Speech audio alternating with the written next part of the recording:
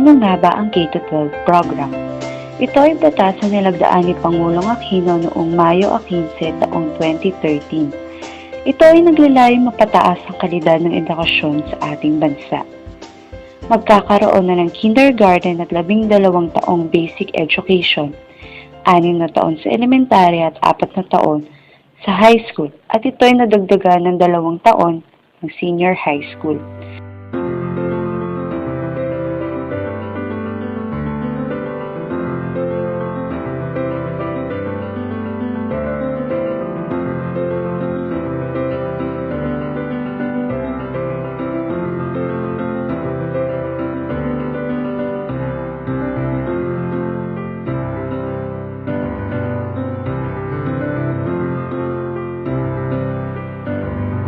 Sa kabuuan, ayon sa 3 gurong aking nakapanayam, okay naman para sa kanila ang K-12. Maganda ang nilalaman nito. Ngunit di lahat sila ay pabor, gaya nga ng sabi ni Teacher B. Di may iwasang magkaroon ng problema gaya ng kakulangan sa pasilidad ng paaralan at mga resources tulad ng module gaya ng sabi ni Teacher A.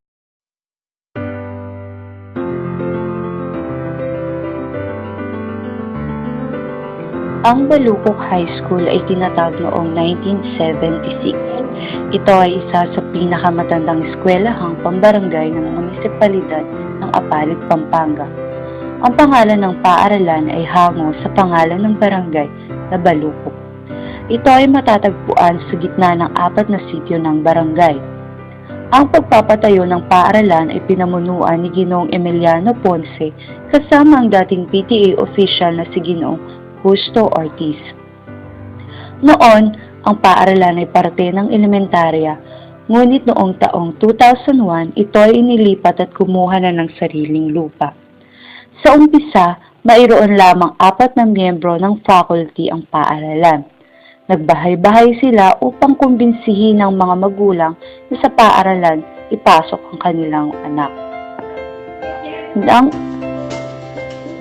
Sa paaralang ito, ako nag-practice ng aking pagtuturo. Ang paaralan kung saan ako hinubog ng 4 na taon, kung saan ako natutong makipagkumpetensya nang hindi kailangang ituring na kalaban ng kaklase.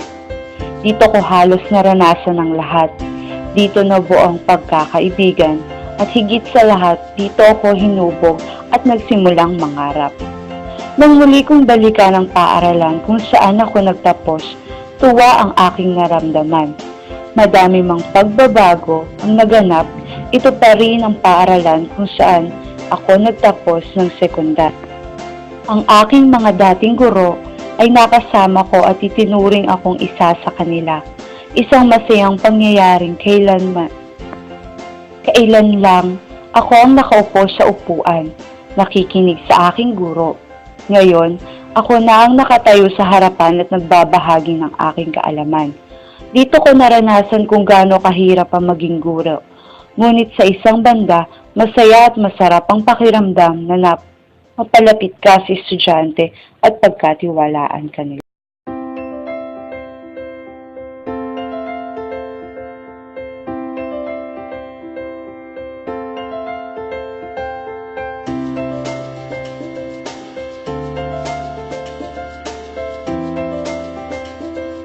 Ang Enhanced Basic Education o K-12 program ay maganda ang layun upang mapataas ang kalidad ng edukasyon sa ating bansa.